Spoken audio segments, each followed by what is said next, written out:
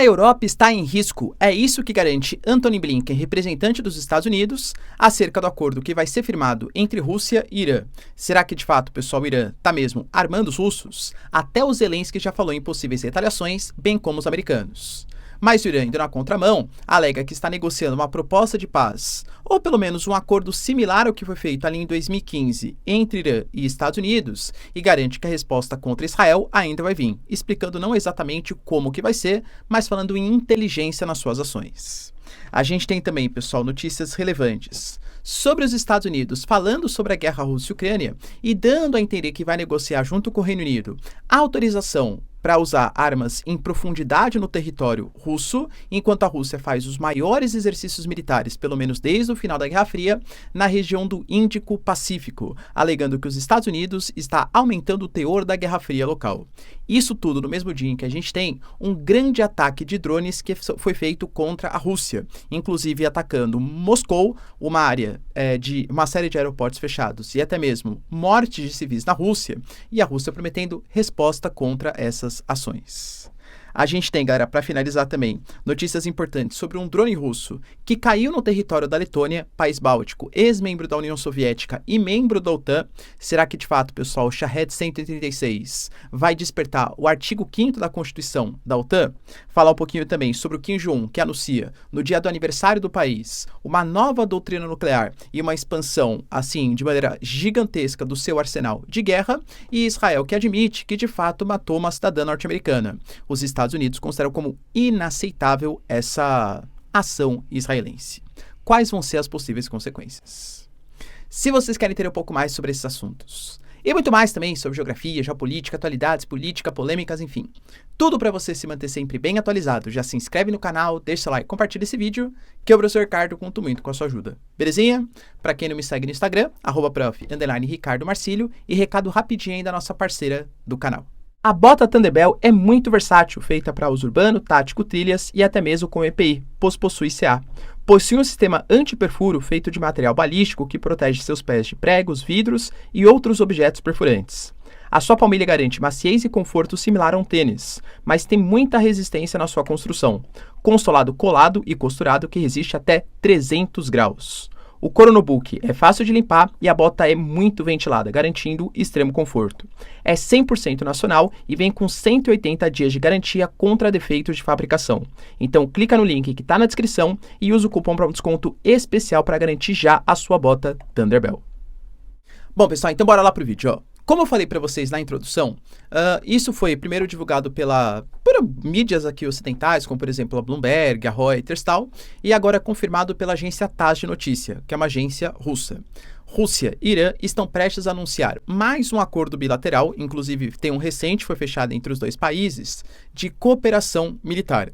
A gente não sabe ainda quais são as bases estabelecidas nesse acordo, mas é óbvio que levanta algumas suspeitas, porque num passado recente, a gente teve essa semana inclusive, né, como eu falei para vocês, compartilhadas informações de um acordo em que o Irã compartilharia mísseis e treinamento de militares russos, mísseis balísticos de curto alcance, tá? Tô falando dos mísseis balísticos FAT-360, e também treinaria militares russos em solo iraniano.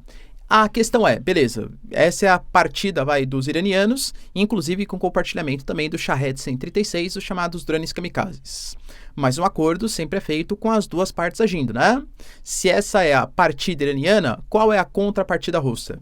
Pelo menos, segundo a inteligência dos Estados Unidos, a Rússia vai ajudar o Irã no desenvolvimento de arsenal, de tecnologia nuclear e também da questão dos satélites, possivelmente satélites espiões, e no programa espacial iraniano. Ou seja, estamos falando de dois grandes inimigos do Ocidente, ou pelo menos inimigos dos Estados Unidos, que estão estabelecendo alianças para aumentar ali a sua influência geopolítica e militar. Os Estados Unidos, cara, deixou bem claro que isso não pode ser aceito, né? Porque os Estados Unidos, aliás, a Rússia está recebendo esses mísseis e drones e vai usar no território ucraniano e já anunciou sanções pesadas contra o Irã, mais ainda, enquanto a União Europeia falou em possíveis também retaliações com declarações de França, Alemanha e outros países importantes acerca do compartilhamento de equipamentos. Claro que, né? Professor, quer dizer então que é errado compartilhar os equipamentos para ser usados na guerra, né? E aqui eu não estou analisando o mérito de quem está certo e quem está errado, estou analisando geopolítica de maneira pragmática. Os Estados Unidos e a União Europeia e a própria Ucrânia falam em uma escalada da violência pelo compartilhamento de armas iranianas na Rússia. Convenhamos que o que mais existe é o Ocidente armando a Ucrânia, né? Claro, de novo, não estou discutindo os motivos, a Rússia está errada em fazer a invasão à Ucrânia, não é isso que eu estou discutindo. Estou discutindo sobre possíveis consequências geopolíticas internacionais. Porque esses atos, eles estão sendo utilizados pela Ucrânia, por exemplo, para anunciar que vai tomar atitudes contra qualquer um que quiser ajudar o Putin, inclusive podendo romper até mesmo as relações diplomáticas. E o Shoigu mesmo, que é um dos responsáveis pela segurança da Rússia, falou que esse acordo vai ser firmado. Só que vale lembrar, por enquanto, pelo menos, o Irã, ele não garante, ele não admite o repasse de equipamentos militares para a Rússia. Inclusive faz críticas a isso, fala que os países ocidentais que ficam financiando a guerra. O Irã, por exemplo, falou que o Ocidente financia a guerra Rússia e Ucrânia e está utilizando, segundo o Irã, tá, essa mentira feia para acobertar Genô, Taranã, como os que acontecem em Gaza e também outras posições, todas elas financiadas pelo Ocidente. Fato é, galera, que se de fato ficar comprovado o repasse desses mísseis balísticos e mais um acordo militar entre Rússia e Irã, os Estados Unidos até falou, tá? Isso prova, só prova, aliás, que o Irã ele está agindo além das suas influências no Oriente Médio, além do chamado eixo da resistência, né? Ou seja, Irã, posições do Iraque, do Paquistão, Hezbollah, Hamas, Jihad Islâmica, mas também atuando em outras posições geopolíticas globais. E aí, claro, algumas consequências negativas podem acontecer para o país. Mas o Irã aparentemente está indo na contramão disso. Por exemplo, a gente teve um ataque que foi feito contra o Ismail Haniyeh, para quem não se lembra, é a grande liderança do Hamas, que ele estava numa comemoração, uma celebração na posse do Pezeshkian, que é o novo presidente iraniano. No mesmo dia da posse, o Haniyeh, que estava no território iraniano, ele foi morto, ou por algum míssil que atingiu, ou por alguma bomba que tinha sido instalado pela inteligência de Israel, não sabemos ainda, né? As informações são um pouco nebulosas, depende da fonte que você pega, mas fato é que o Haniyeh morreu, inclusive no território iraniano, com ataque de Israel, que deve ter utilizado militares, pessoas importantes do círculo ali mais importante do Irã, ou seja, a inteligência israelense agindo dentro do Irã. E aí esperava-se uma resposta, né? Irã vai ter que dar uma resposta. Quando, por exemplo, Israel fez um ataque ao anexo da embaixada ali no território da Síria, vocês dispararam centenas de mísseis, drones e foguetes contra Israel. E agora? Fique tranquilo que a nossa resposta virá. Pelas palavras do Irã, tá? A resposta ainda vai acontecer, mas vai ser uma vingança diferente contra Israel. Afinal, segundo suas palavras, o pesadelo da ação inevitável abala Tel Aviv dia e noite. Ou seja, muito mais do que um ataque de grandes proporções, com mísseis, drones, algum ataque acerca da inteligência de forma inteligente, segundo o Irã, vai ser feito contra Israel. Eles já tinham se pronunciado dessa maneira também, né? Alegando que o ataque vai acontecer quando e como eles quiserem e não possivelmente com ataque à luz do dia, ou seja, com ataque disparando contra o Estado israelense. Pelas palavras deles, dá a entender que esse ataque inteligente pode ser ou estabelecendo relações diplomáticas com países como, por exemplo, Rússia, como China, ou possivelmente, por exemplo, atuando na forma de sancionar Israel, ou fazendo algum tipo de ataque, por exemplo, contra uma liderança importante, assim como foi o Ismail Haniyeh, quem sabe o ministro da Defesa, o ministro da Economia. Cara, eu não sei, tá? Não tô dando ideia aqui, por favor, né? Sou contra qualquer tipo de ataques, mas a ideia aqui possivelmente deve vir na forma de um ataque mais pontual dos iranianos. E até mesmo na contramão, como eu falei para vocês, do Ocidente, que critica o Irã, estamos aumentando a retórica tal, o Irã, pelo menos no discurso, na prática pode ser diferente, alega que quer retomar o acordo nuclear. Para quem não se lembra, galera, lá em meados de 2015, a gente teve um acordo estabelecido entre Irã e Estados Unidos, na época liderado pelo governo Obama, que estabelecia que o Irã abriria o seu país para vistorias internacionais da Agência da ONU, Agência Internacional de Energia Atômica, e em troca os Estados Unidos abandonaria algumas sanções e inseriria de novo o Irã dentro do mercado mundial de petróleo. Claro que o contexto era completamente diferente, né? Não tinha uma obrigação de resposta do Irã contra Israel. Era um contexto que, por exemplo, o ISIS, que é um grupo totalmente contrário aos Estados Unidos, mas também contra os xiitas iranianos, vai lembrar, era o inimigo comum dos dois, e grande parte do dinheiro que esse grupo ganhava vinha da venda de petróleo no mercado legal, no mercado paralelo, e se o Irã se insere no mercado mundial, você inunda o mercado mundial de petróleo, naturalmente cai de preço, ou seja, você acaba sufocando economicamente aquele grupo que atuava na Síria e no Iraque de uma forma não militar, ou seja, de uma forma econômica, porque quem vai comprar petróleo paralelo, se o petróleo Brent, né, o petróleo comercializado legalmente, está barato, entende? Então havia um motivo, uma justificativa dentro daquele contexto histórico. Hoje é um pouco diferente. O Irã fala, por exemplo, que os Estados Unidos não é um país confiável, que já abandonou o tratado, por exemplo, afirmado em 2015. Quando Trump assumiu a presidência, ele sai do acordo com o Irã, mas enfim, o Irã fala que já conversou com o Joseph Borrell, o representante da União Europeia, e que a próxima Assembleia da ONU, um dos temas que devem ser discutidos é a volta do Irã para um acordo nuclear. Será, pessoal, que de fato vai acontecer? Deixa aí nos comentários. Outra notícia, galera, bem relevante, está acerca de uma possível resposta que os Estados Unidos vai dar em relação ao Irã, né? Por isso que o Irã também garante que isso pode ser uma espécie de mentira deslavada para justificar agressões maiores do Ocidente. Os Estados Unidos, aliás, o Zelensky, ele vem pedindo quase que desesperadamente a autorização ou a, enfim, firmeza para os países da OTAN, primeiro, atirarem contra equipamentos aéreos que passem pelo espaço aéreo da Ucrânia, coisa que a Polônia já mostrou que estaria disposta a fazer, a OTAN, pelo menos por enquanto, não é favorável, e também para que o Ocidente, os Estados Unidos, Reino Unido, a França, autorizem o uso de equipamentos ocidentais para serem utilizados não só próximos a posições de fronteira, como Belgorod e outras posições, mas também no interior do território da Rússia. Os Estados Unidos até então falava que esse tipo de ataque abriria uma nova linha vermelha e por aí vai, né? Inclusive, até falam, tá? Olha, a ofensiva que o Zelensky fez em Kursk, embora não tenha conseguido resultados práticos, é uma invasão territorial que vai ter que ser abandonada no futuro próximo, no máximo vai ser usado como moeda de troca, também trouxe mais uma confirmação que o Putin, ele não é tão radical assim, que a gente ultrapassou mais uma linha vermelha, que é fazer uma incursão territorial no solo russo, e o Putin não trouxe nenhuma consequência grave. Ou seja, Ocidente pode repassar equipamentos de longo alcance, mísseis de longo alcance, armas de longo alcance, que a gente vai disparar contra os russos e isso não vai ser considerado como uma linha vermelha.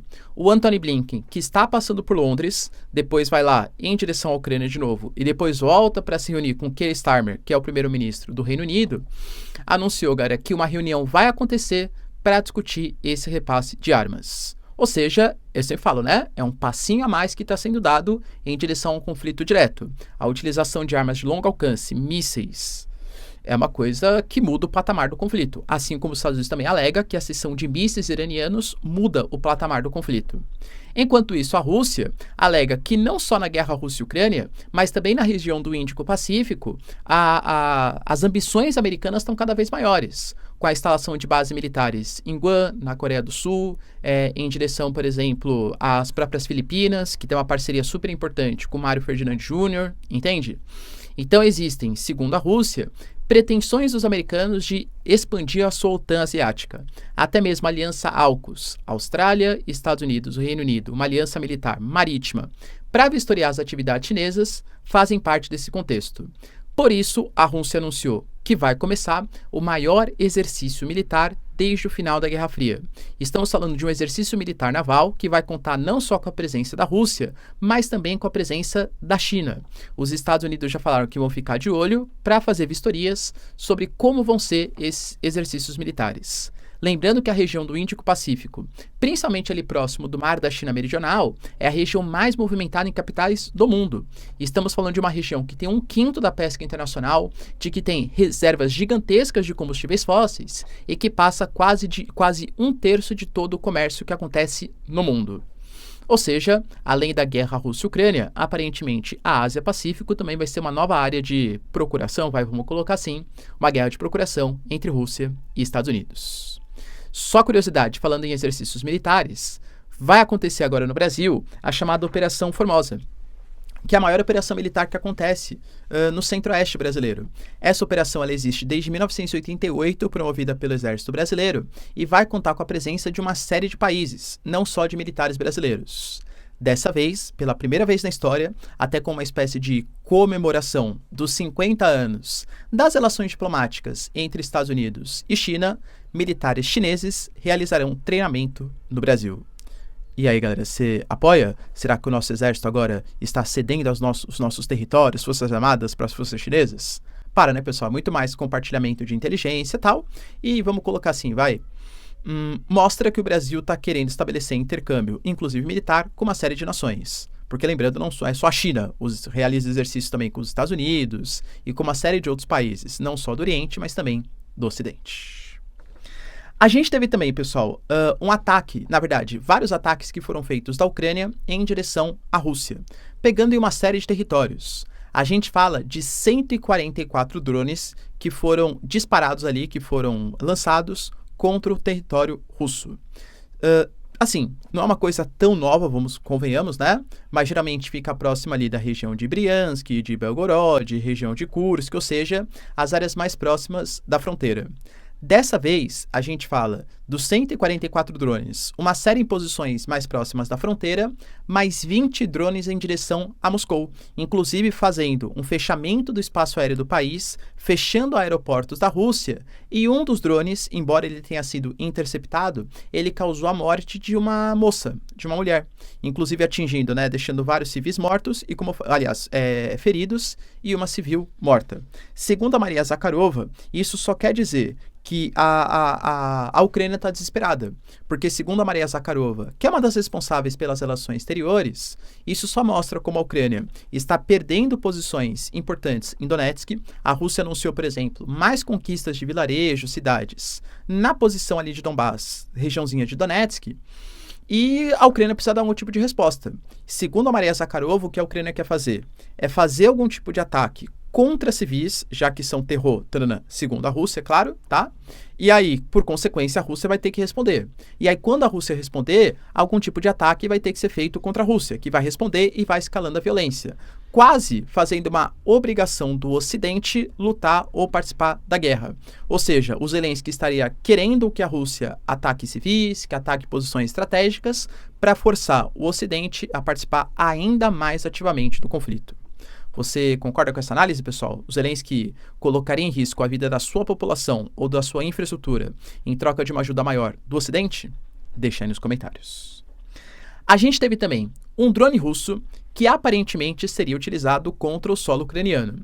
Só que esse drone russo, ele acabou caindo no território da Letônia. A Letônia, que é um país báltico, inclusive fazia parte da antiga União Soviética, e hoje é mais um dos países que se ocidentalizou no pós-Guerra Fria.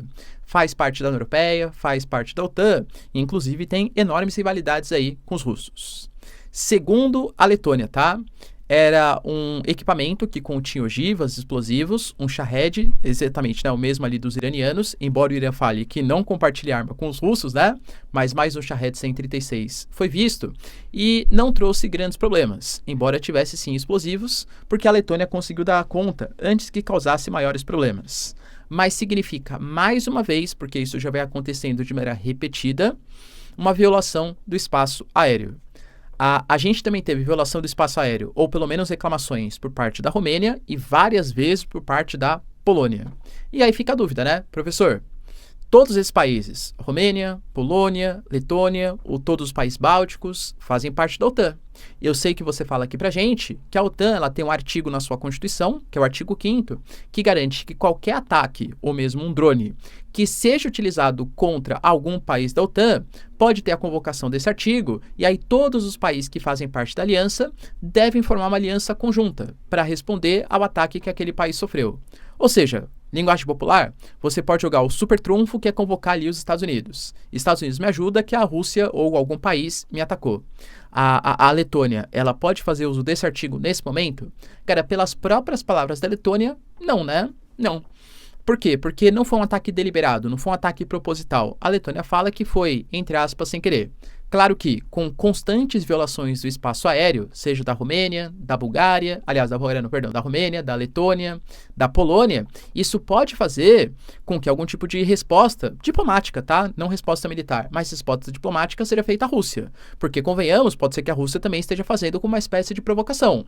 Ah, ativa de espaço aéreo aqui, pô, o míssil passa por esse território, qual vai ser a reclamação deles? Pô, não reclamaram? Vou fazer um pouco mais de violação. Vamos ver até que ponto a OTAN ela vai respondendo. É o jogo de dissuasão. Faz parte do contexto geopolítico.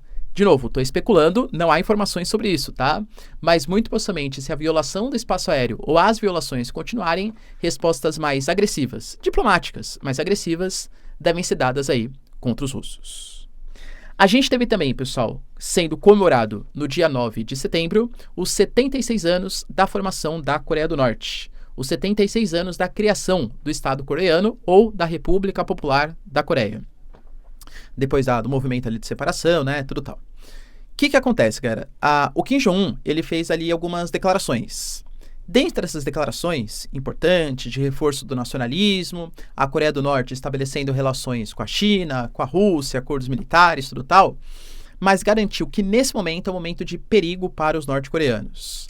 Afinal, a Coreia do Norte está sim correndo um risco de existência, um risco de final, né, da sua existência, algum tipo de ataque ao território norte-coreano. Segundo o próprio Kim Jong-un, a Coreia do Norte vai aumentar as suas armas e vai usá-las a qualquer momento. Hoje, a Coreia do Norte estima-se, os números deles são muito imprecisos. A Coreia do Norte fazia parte do TNP até 2003. Ela saiu desse acordo em 2003 e, assim, a regulamentação, o controle é muito frágil. Estima-se hoje que a Coreia do Norte tenha em torno de 20 a 115 ogivas. Só que, segundo o Kim Jong-un, há nesse momento uma política de reforço da nossa força nuclear, que vai causar um aumento exponencial do número de armas nucleares. Afinal, cada vez mais, uma presença militar forte dos Estados Unidos, dos seus aliados, precisa de uma resposta que seja dada também à altura. Quando ele fala isso, ele está falando de um momento de grande tensão entre as Coreias. A gente teve esse ano, fizemos até vídeo sobre isso, uma, entre aspas, guerra de balões. Com a Coreia do Sul colocando K-pop, colocando os doramas, fazendo um soft power, enfim, né? Ou seja, compartilhando ali seus equipamentos, com propaganda do regime sul-coreano indo contra a Coreia do Norte, e a Coreia do Norte respondendo até mesmo com balões de estrumes e outras sujeiras sendo jogadas ali no território sul-coreano. Isso, convenhamos, que é um conflito, mas é o de menos, vai, entre aspas.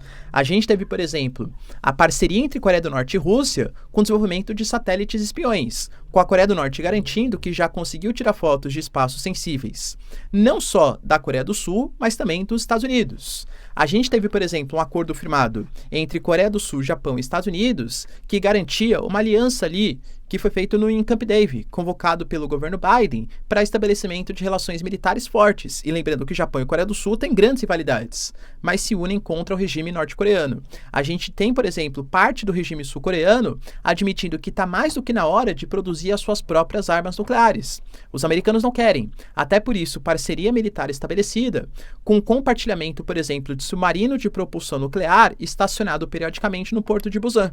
Entende? Ou seja, as tensões elas estão cada vez maiores. E o Kim Jong-un, pelo menos como doutrina oficial, promete aumentar a força nuclear do país. Para finalizar, pessoal, a gente teve também Israel fazendo um meia-culpa, admitindo culpa no cartório. Como assim, professor? Eu compartilhei com vocês, isso foi há 2 dias mais ou menos, que a gente teve um fato na Cisjordânia, uma jovem que tinha a cidadania dos Estados Unidos participando de um protesto contra a violência dos colonos judeus, contra os agricultores locais. Ela faz parte de um grupo, parte de um grupo chamado de FASA, que é um grupo que justamente tende a proteger os agricultores palestinos de ataques de colonos israelenses. Colonos israelenses que estão em cada vez maior número e cada vez fazendo mais violência contra os palestinos também na Cisjordânia, até com uma certa autorização do governo central israelense, seja do Itamar Ben-Gvir, seja do Smotrich ou até mesmo do próprio Benjamin Netanyahu. E aparentemente nesse protesto, a gente teve o exército israelense agindo contra os manifestantes. E uma dessas balas que foram disparadas pegou na cabeça dessa garota. E havia todo um processo de investigação do exército israelense, quais vão ser as contramedidas e tal. O exército israelense não admitiu, mas também ficou meio em cima do muro, alegando que realmente, eu acho que a gente teve grandes chances, né? Provavelmente matamos essa ativista dos Estados Unidos na Cisjordânia. O Antony Blinken, pelo menos nas declarações, eu acho que por baixo do pano não ficou tão bravo assim, tá? Mas pelo menos por cima dos panos, colocou que isso só mostra como o exército israelense age com violência em situações que são desnecessárias, inclusive exigindo que o exército deve fazer mudanças fundamentais na maneira como opera na Cisjordânia, senão corre o risco de perder apoio dos Estados Unidos. Como eu falei para vocês, na minha concepção, muito mais discurso, ainda mais em momento pré-eleitoral, vamos ter inclusive discurso hoje, né, debate hoje entre Kamala Harris e Trump, do que de fato nossa, como os Estados Unidos estão conscientes ou querendo proteger a população palestina. Mas, de fato, é um discurso aí que foi tratado como oficial pelo governo americano. Beleza, pessoal? Deu para entender os principais acontecimentos? Se vocês curtiram o vídeo, então, já deixa seu like, se inscreve no canal. Tamo junto, beijos, abraços e tchau, tchau.